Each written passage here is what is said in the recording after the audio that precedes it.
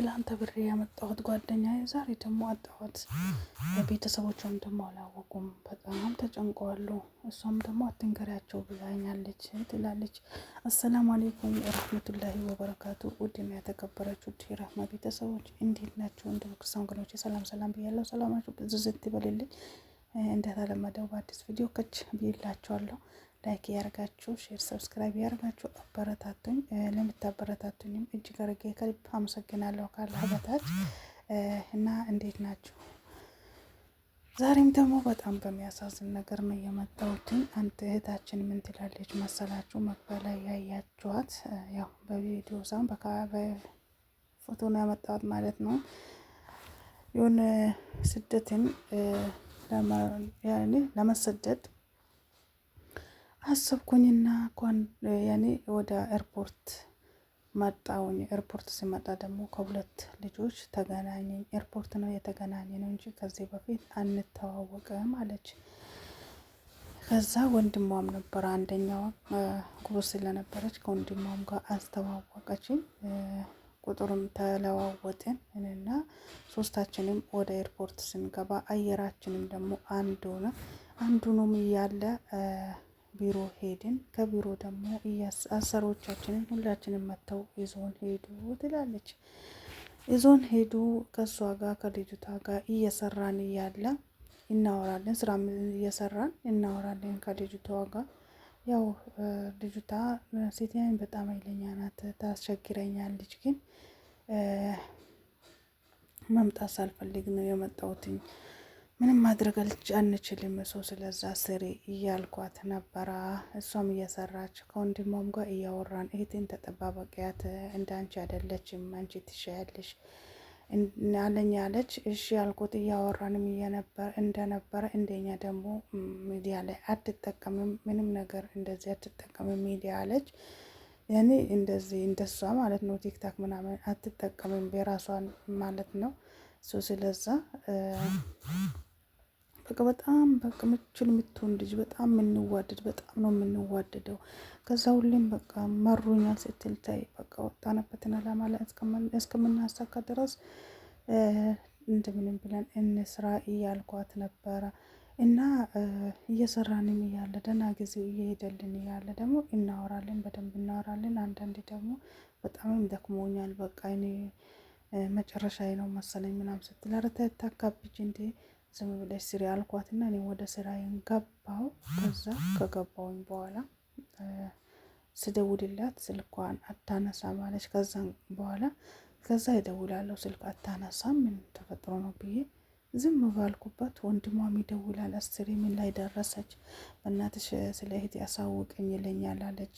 ከዛ 15 ቀን ሆነን አለች። በቃ ሳንገናኝ ደውላለሁ ስልኳም አይነሳም። ከዛ ልንገናኝ አልቻልንም። ወንድሟን ደግሞ ምን እንዲበላው በጣም ነው ያዘንኩት። እና በጣም እሱ በቃ በጣም ነው ጭንቅንቅ ያለው። አንቺ ትሻያታለሽ ይለኛል አለች ሁሌ ማለት ነው። ምክንያቱም እሷ ትፈራለች መሰለኝ ሰው። ስለዛ በቃ እንደዛ እያለን ቀናቶች ሳምንቶች አለፉና 15 መጣ። ከዛ በጣም ነገር ነው ወላሂ የተፈጠረው ማለት ነው። አላህ ይጠብቀን ወጥቶ ከመቅራት። ከዛም ያኪም ቤት ነው የነበረችው ልጅቷ። ደወለችልኝ አለች። ደውላልኝ አናገረችኝ። እንዴት ነው በሰላም ነው ወይ ጠፋሽው ምናምን ስላት፣ አዎ እኔ በሰላም ነኝ የጠፋሁት፣ ግን ያው ታምሜ ሆስፒታል ገብቼ ነው ሆስፒታል ነው ያለሁት። ሰዎቹ ደግሞ በቃ ሆስፒታል ወስደው ጥሏት ነው የሄዱት ማለት ነው።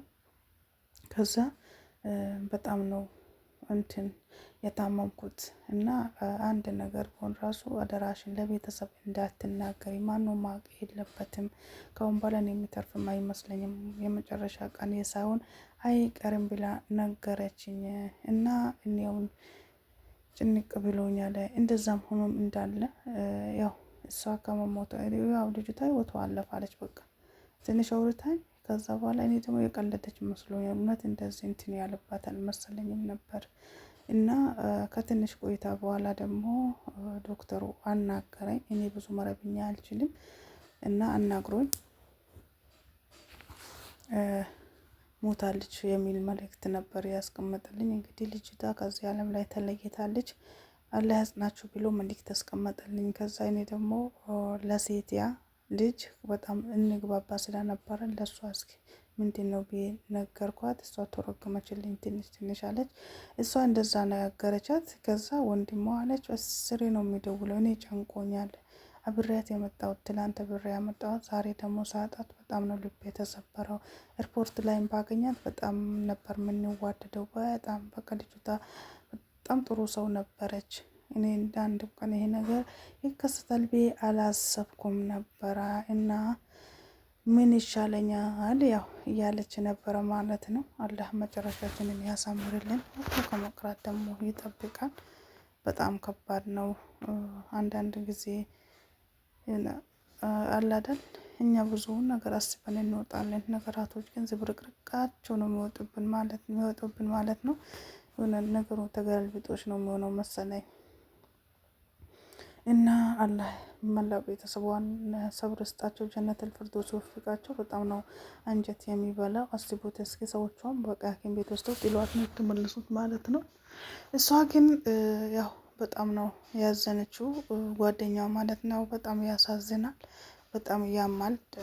ከዚህ በፊት የማንተዋወቀው ሰው በአንድ ደግሞ ተዋውቀ ነው እንደዚህ በጣም መዋደድ አለ። እሷ ደግሞ ቤተሰቦቿም ጋር አልደወለችም። ቤተሰቦቿም ጋር ሳትደውል ጓደኛዋ ጋር ነው የደወለችው ማለት ነው። እንግዲህ አደራሽን እንዳትናገሪ ከወንድሟ ይገናኙ ስለነበረ ለወንድሜ እንዳትናገሪ፣ ለማንም ለቤተሰብ እንዳትናገሪ አደራ ነው ያለቻት ማለት ነው። እና በጣም ከባድ ነው። ከመጣች በኋላ ልጅቷ ራሱ በጣም የቆጨት ነበር አለች። በቃ አግብቼ ብቀመጥ ይሻለኝ ነበር። አይ ለማይሞላ ዱንያ ሁሌም መልፋት። ግን እንደዚህ ባጭር ስንቆጭ በጣም ነው የሚያሳዝነው፣ በጣም ነው ልብ የሚነካው። አላህ ይጠብቀን። ኸይር ነገር ደግሞ ምን ሰራ አላህ ያደርግልን። እኔ እንጃ ብቻ ግን ሰዎቹ ኃይለኛ ነበሩባት አለች፣ ነግራታለች። ኃይለኛ ነበረች ሴት ብላኛለች አለች። ብቻ እኔ እንጃ ወላሂ እንደዚህ ነው በቃ የኛ ነገር፣ ህይወታችን እንደዚህ ነው ባጭር የምትቀረው። እኛ ብዙ ነገር እናስባለን፣ እናልማለን። አላህ የወሰነው ነገር ያለ እኛ ብዙ ነገር እናስባለን ማለት ነው። እኖራለሁ ነው እንጂ እስከለተ ሞቴ በጥሩ ነገር ሰርቼ እንኖራለን ነው የምንለው። ግን ያው ህይወታችን አንዴ ካለፈች አለፈች። አንድም ደግሞ ሰከንድ ወደኋላ ወደፊት የምትል ነገር የለም። አላህ ገፋ ያርግልን ማለት ነው። በጣም ነው ልብ የሚሰብረው። አላህ መጨረሻችንም ለሁላችንም ያሳምረን። ህልማችን ተሳክቶ ደግሞ ሀገራችን ሰላም ሆኖ በሰላም ወደ ሀገራችን የምንመለስ አላህ ያደርገን። አንዳንድ ቤት እኮ ጥሩዎች አሉ እንደ እናት ማለት ነው። አንዷ ጥርሴን አሞኝ ከዛ አልነገርኳትም ነበር። በጣም ስራም ቢዚም ስለነበርኩኝ ለሴቴ አልነገርኳትም ነበር። ከዛ በጣም ሲብዝብኝ ነገርኳት አለች። እንዴት አልነገርሽኝም እስካሁን? በህመሙ እኮ ቀልድ የለም ብላ ወዲያው ነው የዛኛ ሐኪም ቤት ሄደችው አለች። አንዳንዶቻችን ደግሞ ስንታመም አይደለም የሐኪም ቤት የፈረደበት በነዱል ነው የሚሉት ማለት ነው። በነዱል የፈለገም ነገር ከበነዱል ውጭ ሌላ ነገር አይጠሩ ማለት ነው። እና ያው ሀገራችን አይደለም መቼም ሄደን እንድንታከም ብርም ቢኖረን ዋናው ደግሞ ሀገራችን ስንኖር እንደፈለገን ሄደን እንታከማለን፣ እንሰራለን። ከተመችን የግል ካልተመችን የመንግስት በፈለግነው ምርጫ ማለት ነው። እዚህ ግን በሰው ሀገር ኩላሊታችን አብጦ ቢፈነዳ ራሱ እነሱ እስካልወሰዱን ድረስ እኛ አቅም የለንም፣ አንንቀሳቀስም፣ ችለን ራሱ አንንቀሳቀስም ማለት ነው። አላህ ከእንደዚህ አይነት ነገር አላህ ይጠብቀን። እንግዲህ ያሰብነውን ዓላማ አላህ ያሳካልን ማለት ነው። ለልጁታም ጀነተል ፊርደውስ አላህ ይወፍቃት። ለእኛ መጨረሻችንን አላህ ያሳምርልን። ከወጣን ደግሞ ብዙ ነገር ነው የሚገጥመን። ብቻ እኔ እንጃ ላይ በጣም ያማል። ሰውን ደግሞ ሳናውቀው በአንድ ቀን በአካል ተገናኝተን በሁለት ቀን በሶስት ቀን በአካል ተገናኝተን ከዛ በኋላ ደግሞ በጣም ነው ምን ያኔ ልባችን ውስጥ ከገባ ያ ሰው ከዛ ሰው መለየት አንፈልግም። ያ ሰው በጣም ፍቅሩ ልባችን ላይ ነው የሚገባው ማለት ነው። እና እቺም ልጅ ደግሞ አላህ ያጽናት። ወላሂ ቤተሰብ እኮ አላህ ያጽናክ አላህ ይሰብራችሁ ተብሎ ዱዓ ይደረግለታል። ቁጭ ብሎ ይጽናናል ማለት ነው። ግን የሚጎዳው የትኛው ነው? ጓደኛ፣ በጣም ቀረቤት ቅርርብነት ያለው ሰው፣ ያ ሰው ነው በጣም ልቡ የሚሰበረው በጣም የሚጎዳው ማለት ነው። ምክንያቱም በጣም ስለሚዋደድ ስለሚፈቀር ሁሌም በጥሩ ነገር አብሮ ሲሆን ያሳም ሰው ነው ልቡ የሚሰበረው። ለዛ ሰው ግን ለጓደኛ ምናምን አላህ ይሰብርክ አይባልም። ያም ሰው እንደ ቤተሰብ ነው የሚጎዳው። እንግዲህ አላህ መጽናናቱን እንስጣት ለጓደኛዋም ማለት ነው። ቤተሰቦቿም እንግዲህ ሲሰሙ ምን እንደሚሉ ወላሂ አላቅም። በጣም ከባድ ነው። አላቅም ብቻ ግን አላህ ወጥቶ ከመቅራት አላህ ከእንደዚህ አይነት አደጋ ከመኪና አደጋ ወጥቶ ከመቅራት አላህ ይጠብቀን። መጨረሻችን ደግሞ ያሳምርልን።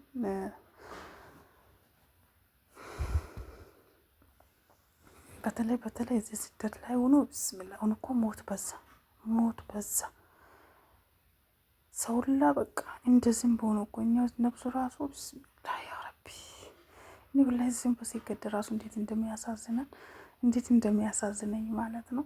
ያው ነፍሱ መውደድ እኔ እንጃ ብቻ ግን ወላሂ ያ ረቢ ግን ያው በአሁን ጊዜ ሰው ራሱ ሲገደል እንደ ዘንብ እኮ ታይቷል። ጭፍልቅልቅ ነው በአንዴ ማለት ነው። አላህ ይጠብቅን ኢንሻአላህ። ሁላችሁንም እጅግ አድርጌ ከልብ አመሰግናለሁ። አብራችሁን ስላላችሁ አብራችሁን ስለምትቆዩ ኮመንት፣ ላይክ፣ ሰብስክራይብ ለምታደርጉኝ ሼር ለምታደርጉልኝ ውዴቶች በጣም እጅግ አድርጌ ከልብ አመሰግናለሁ። አላህ ያክብርልኝ። አልሐምዱሊላሂ ረቢል ዓለሚን። ምስጋና ለዓለማቱ ጌታ ይገባው። በሌላ ቪዲዮ እስከምንገናኝ ሰላማችሁ ብዝት ትርፍፍ ብሉልኝ። አሰላሙ አለይኩም ወራህመቱላሂ ወበረካቱ ባይ